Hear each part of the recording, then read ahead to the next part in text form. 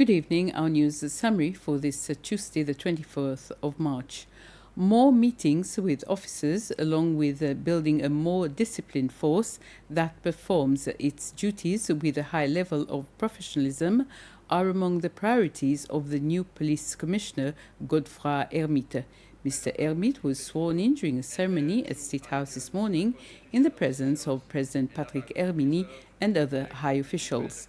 The new commissioner had also acknowledged the former commissioners who supported him during his early years as a junior officer. He emphasized that he intends to draw on the experience and expertise of these officers in his work. At the same time, my plan also is to work very close to the community. I emphasize on community policing. And if you follow me from State House down to headquarters, you will see that I have recognized certain people who has been behind me as mentors and a coach during my career. And definitely, I will be using their expertise. I think what has happened in the past in the police, when somebody is appointed as the commissioner of police, he tends to forget everybody. That is not my intention. On the contrary, because they have a lot of experience, I will bring them on board and they will work with me. It is also my intention, very important, maybe this is the first time, to have a council, the police council, which will include civilian, not to interfere in the affairs administration of the police, but to give the Commissioner of Police their thoughts, their ideas of how we can move this organization forward and serve the people. President Patrick Hermini held his first meeting with members of the newly formed Economic Advisory Council that was created to give advice and guide his decisions he takes on issues related to the economic situation of the country. The Council of Ministers decided to establish the Council at one of its recent meetings. There is a total of 11 members in the Council who come from the private sector and have been selected by the President for their expertise and experience in key sectors.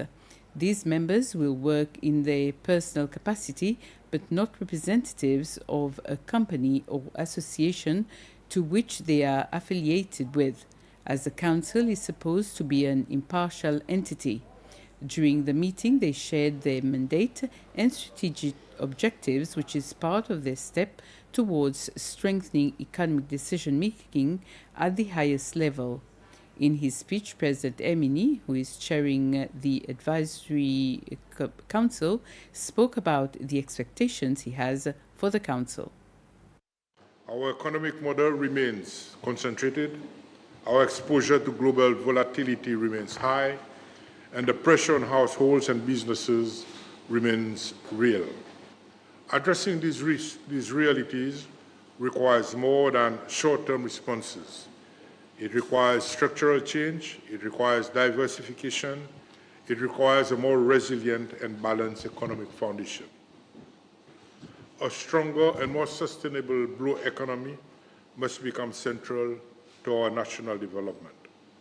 At the same time, there are clear opportunities in financial services, digital enterprise, and logistics that must be more fully realized. These are not abstract ideas, they are practical pathways to growth, to employment, and to long-term economic stability, as I'm sure you know very well. So I expect this Council to engage rigorously with these questions, to identify where the real opportunities lie, and to advise on what will it take to unlock them. At the same time, we remain committed to supporting our people.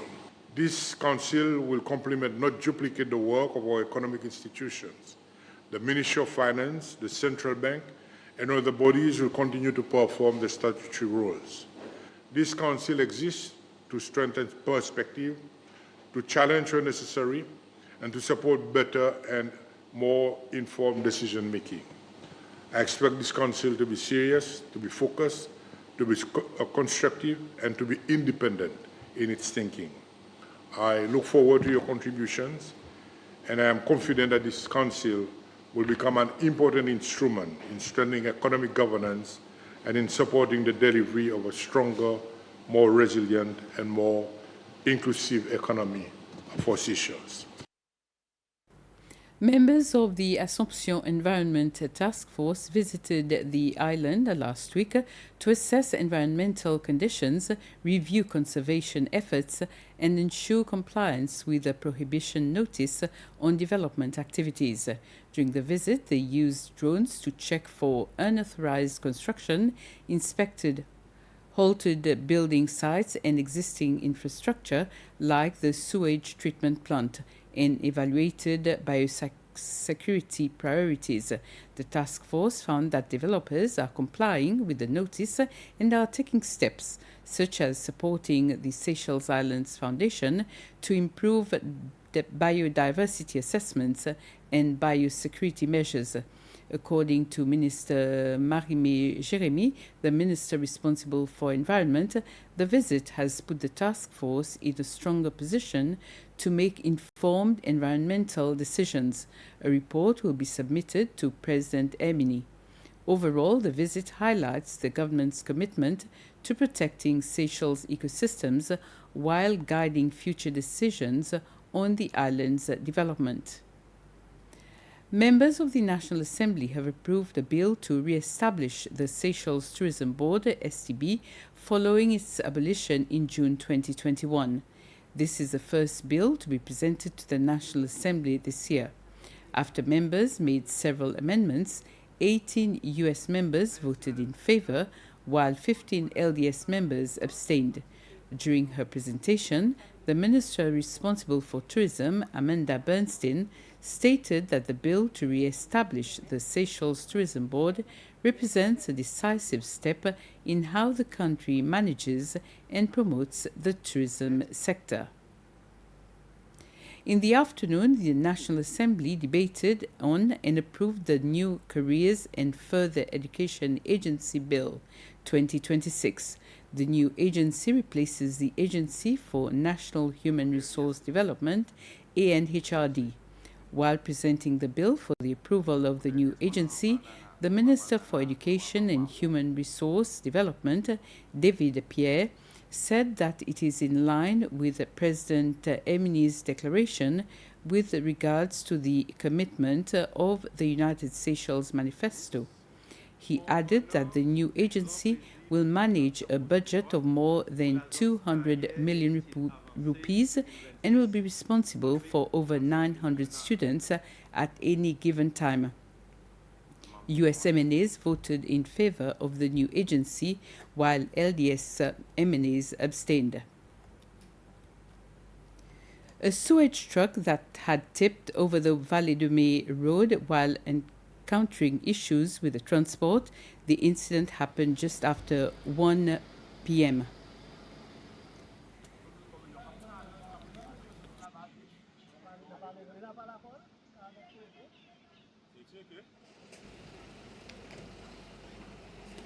This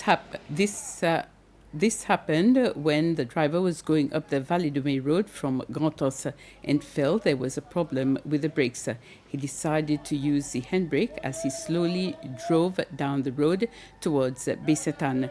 But that did not work, and so he decided that the safest option was to drive the truck into the terrace on his right side, and that's when the truck tipped over. He had two family members with him, a woman and a child, who were transported to Bessetan Hospital with minor injuries. Police were alerted to the incident at 1:15 and was on the scene in less than 15 minutes later. And an hour later, a hauler pulled the truck up and off the road. The operation took about 40 minutes. A group of professionals who completed short-term courses in India under the Indian Technical and Economic Cooperation Program, ITEC, attended a reunion yesterday evening. The aim of the reunion was for the professionals to share their experiences in India and to celebrate ITEC Day. The High Commissioner of India stated that there will be more opportunities for other professionals in Seychelles to participate in the ITEC program. It must be reiterated that Seychelles, a small island country, has more space to utilize training programs. Every year, there are several slots that go vacant, sometimes for a course.